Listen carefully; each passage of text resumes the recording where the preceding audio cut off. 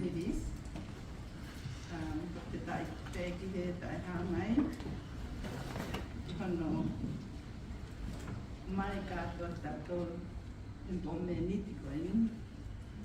Na ikai ke tau lawe I loa ki ai. Kura ki kamalo atu ki he ngahi lea opa kua oso no whai he kau te whinen. Koe ri kai ata ki hopa te tau kātua na lea. Te ukanga he ngahi ka tapu tua pe kua oso no whai.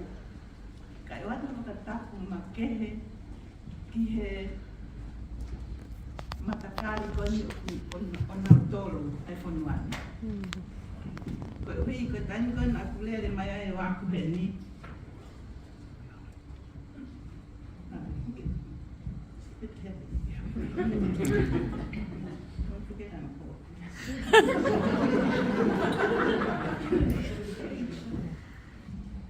Tani koe nā kulere mai ai ki he ni na e tako ua pe ai a mai te tine Māori he Epsom Girls Grammar. Pea toko ua ki mana tonu nei tonga. Pea moe toko taha me he konua e taha ngāra he Pasifiki. Pea koe kaupālanga me kātoa. Tako e taini koe iana pe he loto he hakoe me tonga. Koe hamea toko siti ai tau Māori he. Tuka whaki I tonga. Patawangi o motoro. Pea alki he tonga hai ko na olea whakapālang ka motoro kai ulawa olea whakapālang. Nā karo ki he api ako teu ai Saswatiliana. Nā elea whakatonga ai kau whaiako, kau whaiako tonga. Pea whakatonga mea koto aki ai koe e mawako Ingirisi. Nā ai whakatonga pe, kakaro te mō. Kamu he e la. Hua tau he tonga hai, lea whakarangi, whakapau te lea whakatonga pa te ngāwe ma ua. Ka koe mea leo nai hokona whalunga longa kena kei ke whaalea au.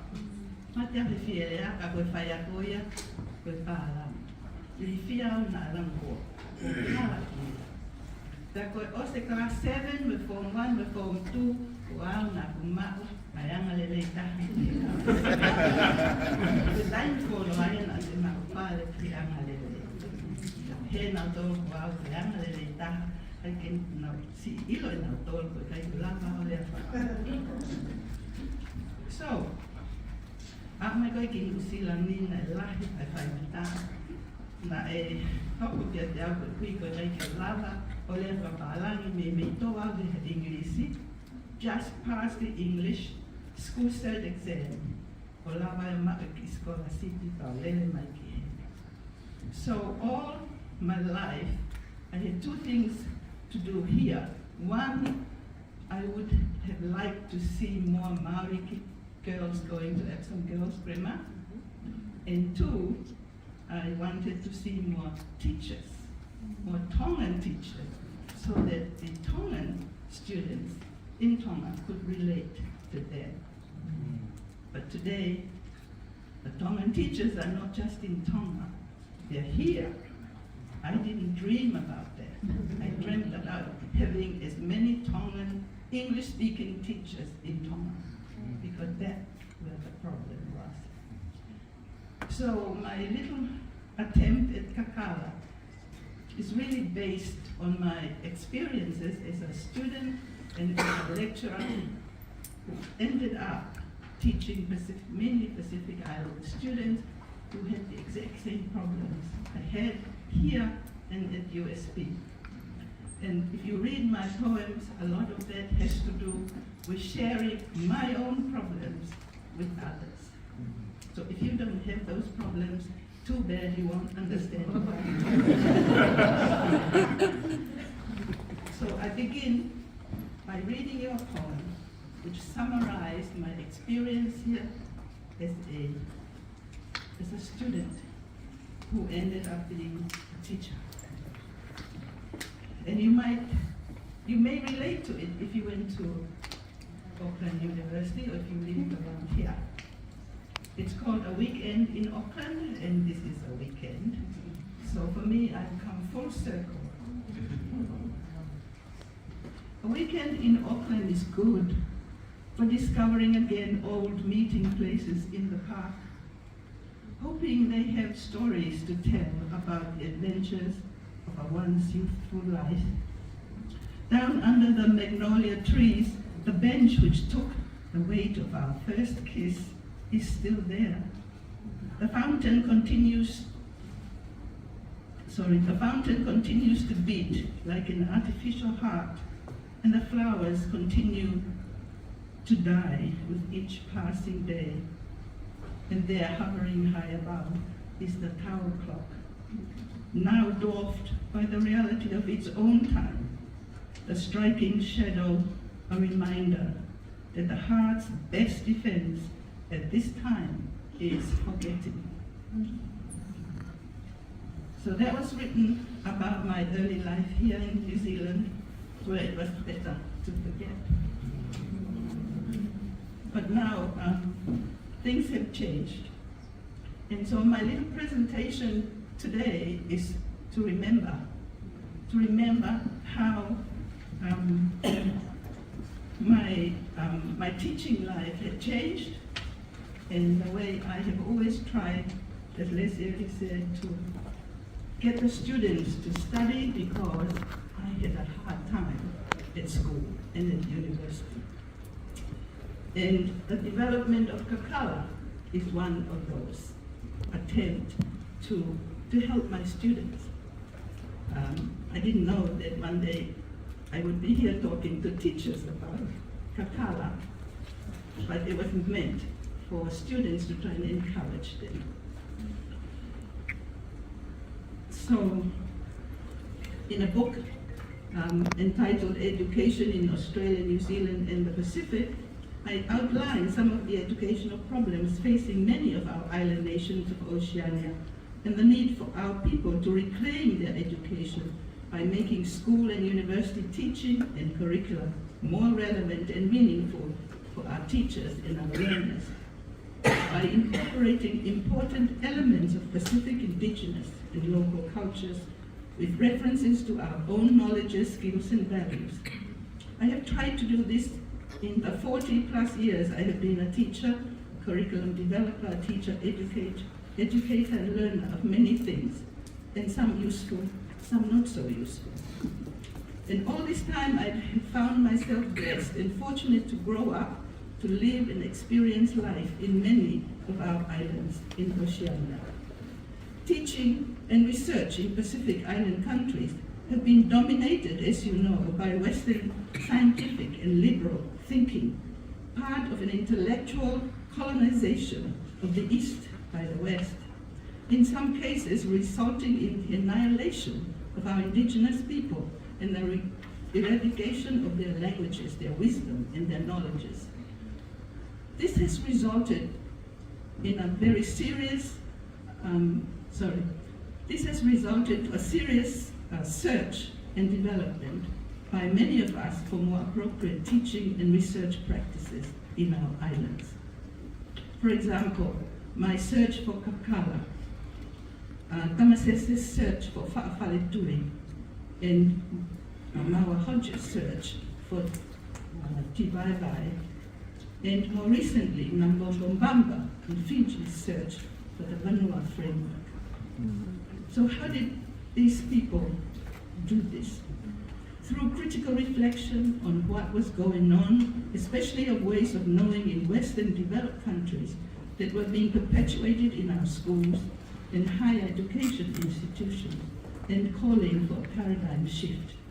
Pacific educators, such as I have mentioned, began to look at our own culture's unique ways of knowing and understanding that have existed for thousands of years in an attempt to find alternative approaches to teaching and research that were more relevant and useful for our people. We were conscious of the continuing underachievement of our Pacific Island learners and realized that cultural neutrality in education was naive, if not arrogant, since beliefs and values were embedded in their own agenda and curriculum. There was also a realization that the core values of Pacific indigenous people needed to be identified and underpin their education systems so that more children could learn and succeed, particularly in knowing about their responsibilities to their countries as well as communities. However, there was early opposition to this, and they came mainly from politicians, from international consultants. And international consultants in the Pacific, I don't know, if you don't know how many there are there, Google and you will see. There are probably more consultants in our Pacific Island region than any other region anyway. Not to mention our colleagues, academics, opposition from them. Fortunately, a movement called the Rethinking Pacific Education Initiative for Pacific People was formally established in 2001 as a result of an education symposium at UST in 2000 that was co-organized by USB and the research unit of the Pacific Education at the University of Auckland. So this was a university that I was afraid of in 2000. We were working together in Auckland University, and I have to thank people. I don't know if Professor Allison is here, Ian Coxon. Where are you? Oh, hi. Okay, now. We had this symposium, and we presented our findings to a meeting of the Ministers of Education that was held here in Auckland. Dr. Kabini Sanga from the Solomon Islands and I presented the results to the Ministers of Education. And I think you probably can guess what the result was. Nothing. That is one of the main problems, at least when I was working. It was how our own people don't listen to us because they are our family. You know, they have to listen to the consultants and the people from overseas. That continues as I speak. Things have changed, but not as much as I would like to see change. So some of us began theorizing our own teaching and our own research. Those of us who were working in universities began by questioning mainstream approaches to research and teaching in our work among our people in our communities. Some of us wanted to use approaches that were sourced from our own cultures, as I mentioned earlier. But it wasn't easy, as I mentioned. However, in 1983, some of you were not born then, it shows how ancient I am. In 1983, at the Pacific Science Congress held in Dunedin, back in New Zealand again, I plucked up enough courage to present a paper entitled The Defining Distance, People, Places, and Worldview. Fancy title, eh? And this was my attempt to look at our own Pacific cultures as solutions for our problems. So by the mid-1990s, the Pacific research movement was getting stronger. For me personally, two events stood out. In 1996, I was invited to give a keynote at a symposium on Pacific education here in Auckland, organized by the Education and Training Agency under the supervision of Ms. Anna Pascale, originally from Fiji. I think the hotel was the Hyatt, may not be, just across from the University of Auckland. My paper was about the need for more democratic learning environments for Pacific Island students in New Zealand. The second event was when I was honored in the same year by the Polynesian Society, through the award of the Rusiate Nayadakalo Medal for contribution to Pacific Studies. My acceptance speech was entitled Towards a Pacific Concept of Education for Cultural Development, and further described my personal philosophy and framework for teaching and research entitled Kakala. So that's basically the first time when I had the courage to describe what Kakala was. The Kakala framework was my attempt to contextualize teaching and research and make them more culturally democratic and relevant to the needs of the Pacific Island students and researchers. First described in 1992 at the UNESCO Conference on Cultural Development in Rarotonga, I argued that cultural development depends on cultural literacy of one's own culture. Kakala became closely associated also with the Pacific research movement called Baka Pacific, informed by and embedded with Pacific knowledge systems. The Kakala research framework was seen as involving the active participation of Pacific peoples and was relevant to responding to their needs. But some critics called it a culturalist approach and not really very useful, assuming perhaps the other frameworks was culture free. And here I will read a little poem because when people told me that things were culture free, it's usually when I'm moved emotionally that I write poems. If I don't move in, I'm not moved in here, I can't write a poem. I can write a paper.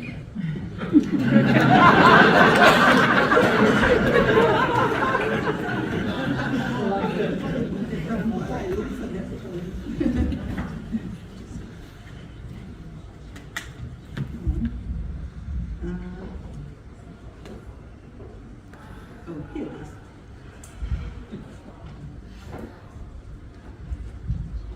So they were mainly colleagues of mine at the University of South Pacific. You know, Kakala is a culturalist approach. It's based on Tongan culture.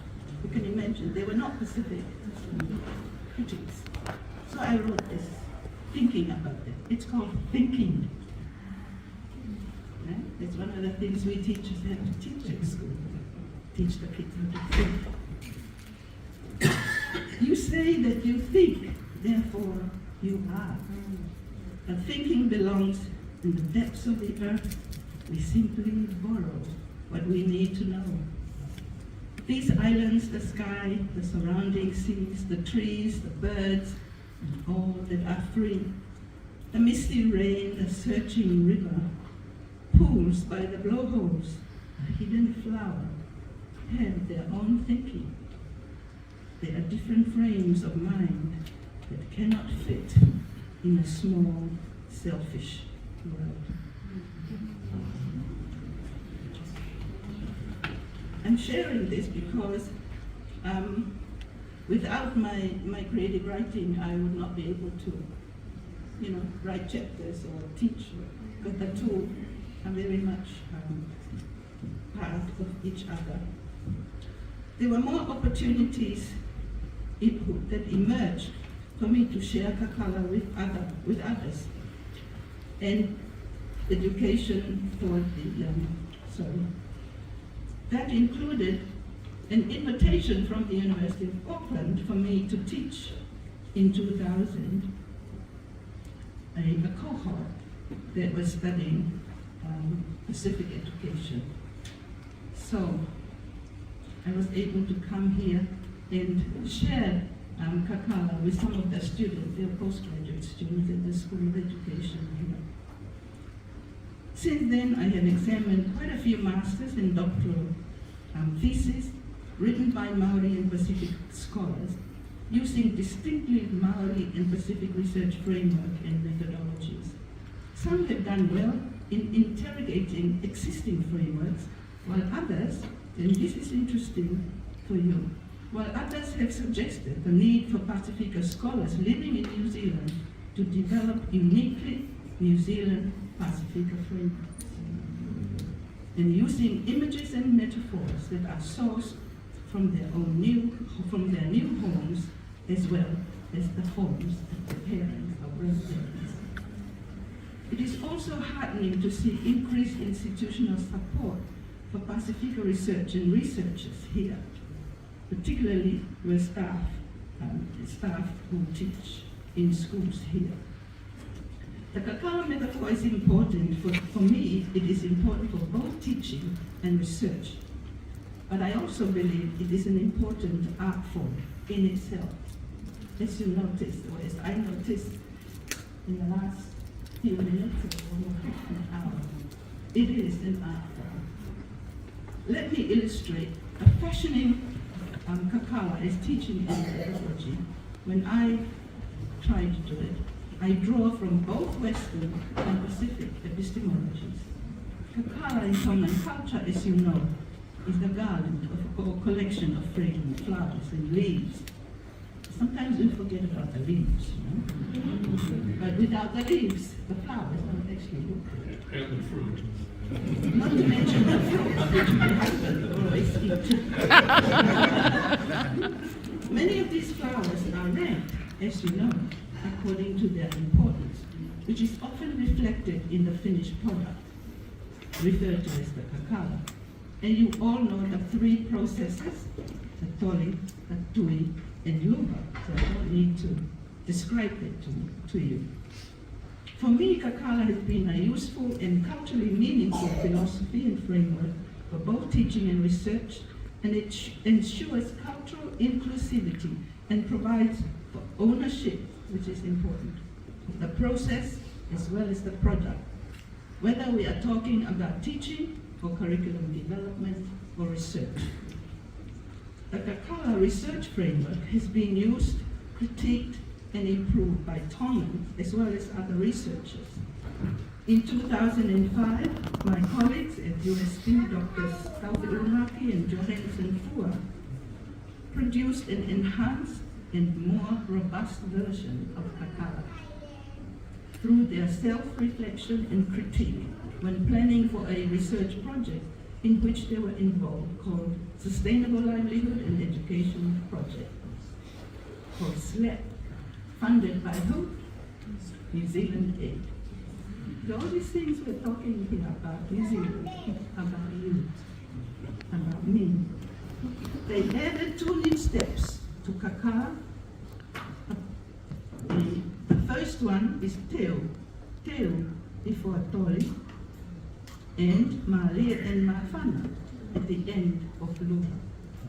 So Kakala framework, as a framework, as we know it now, is teo, toli, tui, luba, malia, dash, mafana.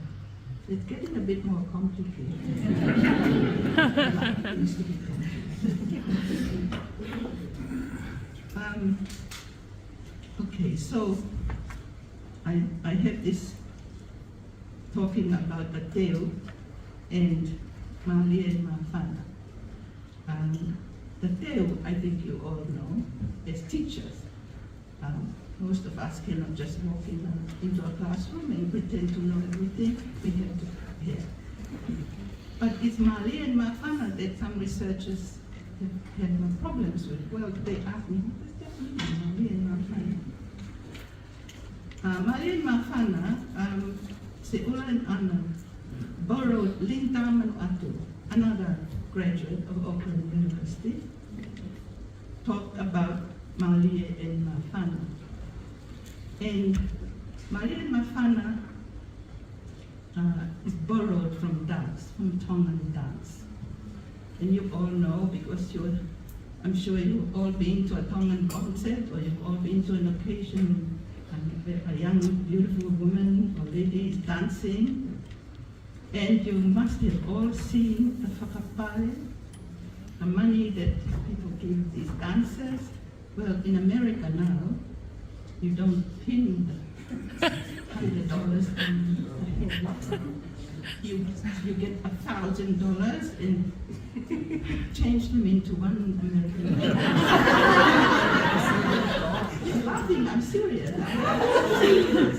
And you walk in there and you pick up the money and you throw it, and it rains dollars. Literally. They are making money. But anyway, you do that supposedly because of your malia ian ko itaon. But the mafana level ke palo paano tahafu ke pagapa. And so it's malia and mafana, which really, from a Kakala research framework point of view, it's really the how you judge the perfection of your Kakala.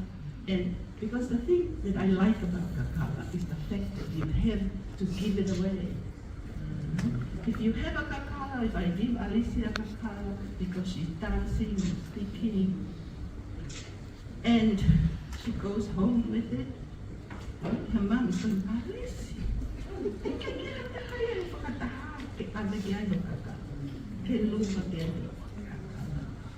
which actually happened when I went to present the prizes at one of the Makaurau girls' high school in Fiji, and they gave this beautiful Kakala, and I forgot to give. I was in a hurry to go home. I lived really seriously. I forgot to give it to someone. My mom was living with us. She lived with us until she passed. That's exactly what she's thinking.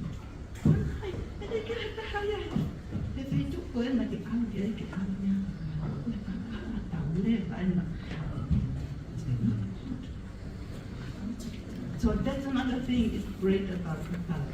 Sharing, you share your knowledge, your values, your thesis, in a good way. Okay, so the addition of Mali and Mafan, borrowed from Linda and Atus and reflecting on, is for me really made the Kakala framework very, very robust. And as teachers, that's what we want. Okay, we want our students to pass the exams, we want them to do well, we want them to go to university, get good grades for their NCEA. That's the result, and we are proud. And hopefully they too will share what you have shared with them. I'll skip some of the things, but Alice is going to ring the bell.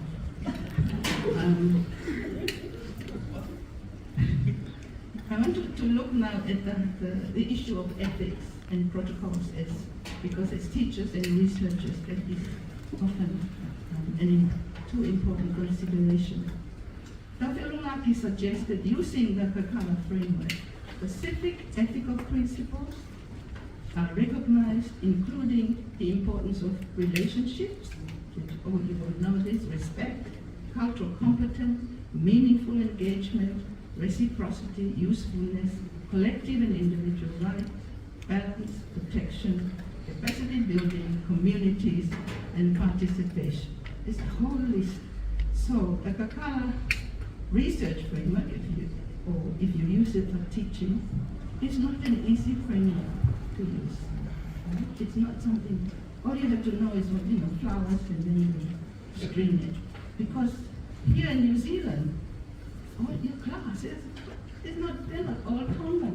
They're all from different places. So it is particularly difficult for teachers here, but it can be done. If you think of all these principles, they will help you. Right? They'll help you because protection, balance, rights, usefulness, that's not peculiarly Tāmaki. All the students, when they come from their cultures, share that. The South Pacific Commission's guidelines for community engagement are also useful. For example, the language, silence and body language, as well as cultural and religious ceremonies. Okay?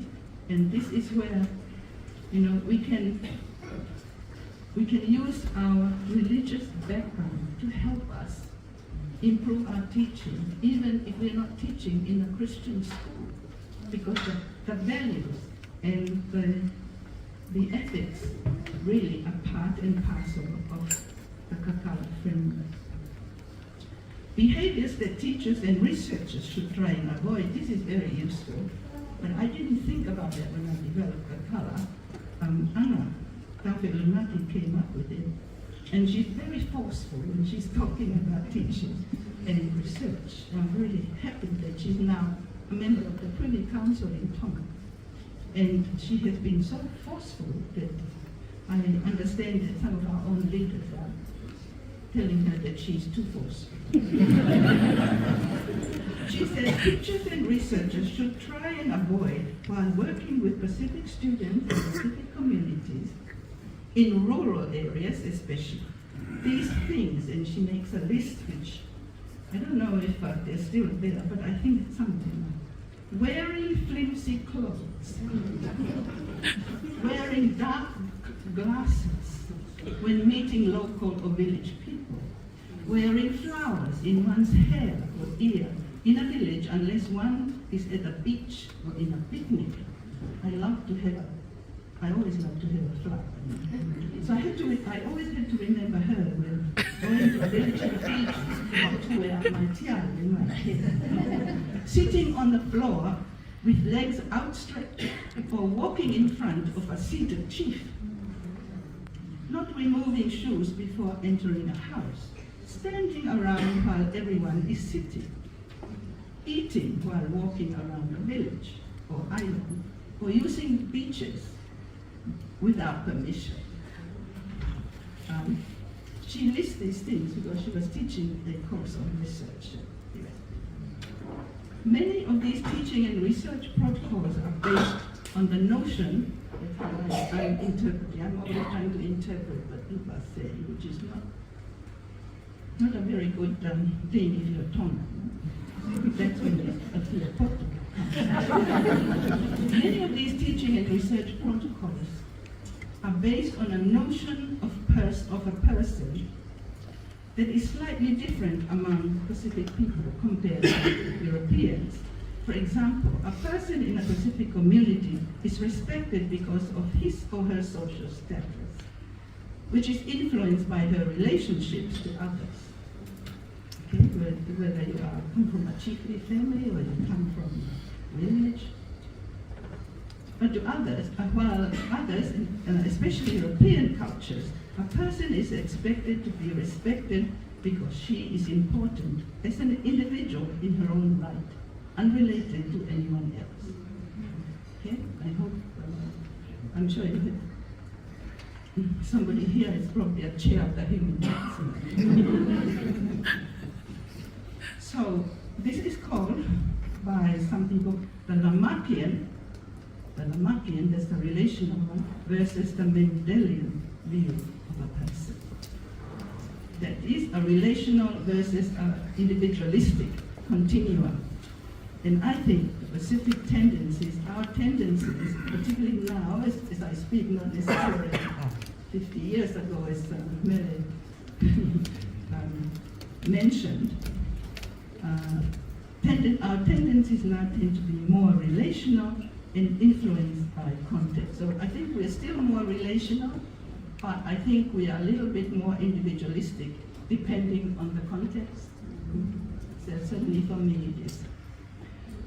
Using the Kakala framework in Tonga is commonly associated with the use of the Tongan research methods of gathering, toli, lupa, tuilo, lupa, and I'm not going to talk about them because I think you all understand those, including Mali and Mafana. So I just end by looking at the advantages. What I think the advantages of using Kakala, let's see. Some of the advantages include the following. One, a broader and more fluid conceptualization of the topics that we are teaching. For example, sustainable development. Sustainable development, everyone is talking about. Mo'ui whakapoto is holistic and linked to the notion of poto, which is rooted in Tongan values, appropriate behavior, and performance. So when you use Kakala in research on sustainable development, you have to translate sustainable. What is sustainable development in Tonga? And I have translated it as Mo'ui whakapoto. Our project was predicated on human relationships, and we used the Kakala for that. It's the one that was funded by New Zealand, and reflect our identities and our cultures. So Kakala is useful there because we're talking about our identities, our cultures, and makes it easier for researchers. The ability to speak the language of the people is very important. You cannot actually be successful in using the Kakala framework and working with a group in a community that don't speak English. You have to learn the language if you don't understand it. The information obtained, therefore, is authentic. And because the information that you're getting is authentic, this to me is an important contribution to global research in sustainable development. It is interesting to note that we had done earlier research by the staff of our school on educational ideas from different communities in the Pacific. For example, learning and research from Kiribati, from Fiji, from Solomon Islands, from Samoa, and from Rotuma. In other words, for Kakala to be successful, you should also look at how our different communities in the Pacific conceptualize teaching and learning and research. And we don't have too many people doing research on that. We assume that the way people learn is the way that people learn the educational psychology books that we use at university. Okay, so we need more research there. So I'm making your task more complicated. It's not just to know about the Kakala framework. You have to know all these other things. The ideal person, for example, in Tonga is one that behaves in a culturally appropriate way in different contexts. Okay, so when we talk about Koyama Malele in Tonga, we're not necessarily thinking about someone who has a PhD or who's passed and see, hey, some Kaanga Malele is a different kettle of fish, if you like. You have to really delve into that. And it's certainly not one like me in my early school days, someone who keeps quiet and doesn't say anything. That's not Tāmaki. That's my Lord. The similar notions of poto, and poto is wise, is wisdom. And I know a little bit about poto, but my doctoral research was on poto, ilo, and poto. Poto, similar notions to poto, to Tongan poto, exist in Fiji, in Yagamatua, in Kiribati, Wanawana, and in the Leno Society of the Solomon Islands. And it's exactly the same as in the Tonga, the way they conceptualize poto. In poto, you have got ilo, the more poto. Ako is learning, iwako, in order to get ilo, which is knowledge, the resources. And if you use ilo wisely and productively, that's both. So if you use your many ilos in bad ways and unproductive ways, that's not good. What is it? That's not good. Okay, so to conclude, I was going to, there are four problems that we who use frameworks such as Kakala face, problems that we face. Number one, what I call institutional indifference. I was lucky that my institution was quite indifferent to what I was doing. Because you know what, if they weren't indifferent, they would stop me. So it's good to have that indifference. People don't really care, they won't give you lots of money to do your research. A lack of institutional support, which is linked to that. I'm sure nowadays things are different, but this is what we face.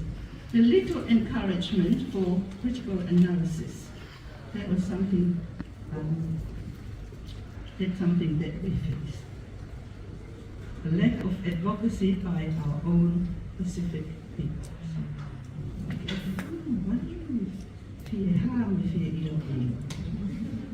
So, to conclude, many of us, some of you here today, and those who work with me, while we may advocate for the use of Pacific methodologies and frameworks in our work, whether it's teaching or research,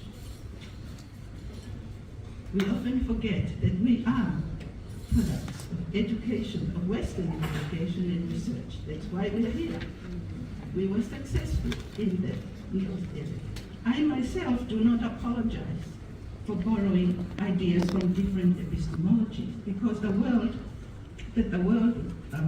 because that would be apologizing if we said we apologize for using both Western and indigenous frameworks. I don't think that's good, because that's like apologizing for having two parents. For me, working in what Wood calls a third space has been quite rewarding. So most of us are working in a third space, neither this nor that. We have multiple identities that may be rooted in different Pacific and non-Pacific cultures. Using these multiple sources is our way of dealing with the conflicts and contradictions that we face regularly in the world that we live in. For me personally, my creative writing has helped provide comfort and sanity in which to cope with some of these contradictions. I see it as part of my duty as a Pacific elder to help more Pacific teachers, learners, and researchers theorize their education. However, questioning our long-held beliefs is not easy. There's also the epistemological silencing and efforts to discourage meaningful discussion among Pacific indigenous knowledge systems. Furthermore, to teach the technological revolution is a real challenge, because it is creating havoc in our social institutions and social relationships within our families, our workplaces, and our schools. Okay? I've been watching you, and I can't see anybody looking at their phones except to take pictures. I'm serious. I've been to meetings, I've been to public lectures at our university that's televised, and it's embarrassing. But even some members of senior management are looking at their phones, not taking pictures, messaging to other people, and they're not looking at the person giving the guest lecture. Right? We need to work towards an educational theory that values human relationships and collectivity rather than machines and individuality. Perhaps we need to take the risk of a new Pacific conceptualization of wealth in the world as productive social relationships, not productive business, and begin to educate ourselves and our children accordingly. So, every day, do something that scares you, he said. Take risks, but don't forget to wear sunscreen. So I took my laptop and deleted my past, saving only the part that threatened to digest the dreams that dared to frighten a frail and divided heart. And in my attempts to recreate the moment, I found several scars left by unknown people I had loved in my mind, and wondered what judgments or inconvenience I would cause if caught trying to escape from the fear of getting burnt, basking in a slice of sun.